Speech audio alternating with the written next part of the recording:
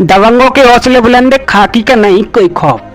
खबर हमीरपुर से है, जहां मकान का गुंडा टैक्स न देने पर दबंग सोमांशु ने अपने गुर्गों के साथ बच्ची सहित दंपति को जबरन घर से निकाला बाहर। देर रात पीड़ित परिवार घर के बाहर बैठा रहा। सूचना पर पहुंची पुलिस दबंग के सामने नाकाम दिखी खाकी वर्दी। दरअसल आपको बता दें कि पूर्व में गुंडा टैक्स के तहत दबंग पीड़ित के साथ कर चुका है मारपीट दौरान पीड़ित का तोड़ा था हाथ।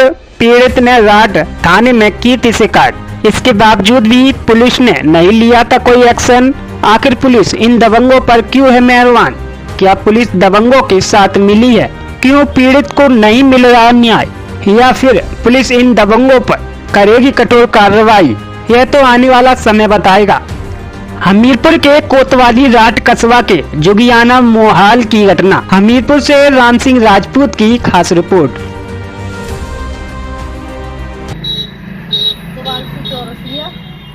सुबांशु चौरसिया ने आया तो पहले कह रहा गुंडा टैक्स दो। हमने कहा हमारे पास नहीं है, तो कह रहा कि आया तो फिर उसने हाथ तोड़वा दिया।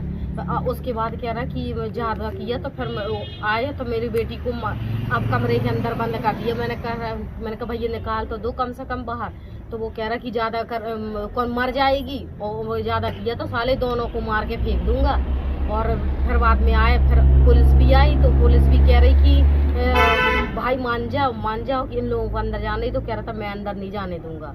पुलिस ने भी कई बार कहा है, तब भी पुलिस की भी अपनी गुंडागर्दी के अलावा किसी की नहीं, पुलिस की भी नहीं सुनी। आप इसी के अंदर रहती हैं? इसी घर के अंदर रहती हैं? इसी घर के अंदर रहती है। इन्होंने ये गेट लगा रखा है, इसके आगे अब ये बैठे हम रास्ते में। कोई घटना होएगी तो सुबांशु की माँ का नाम आएगा।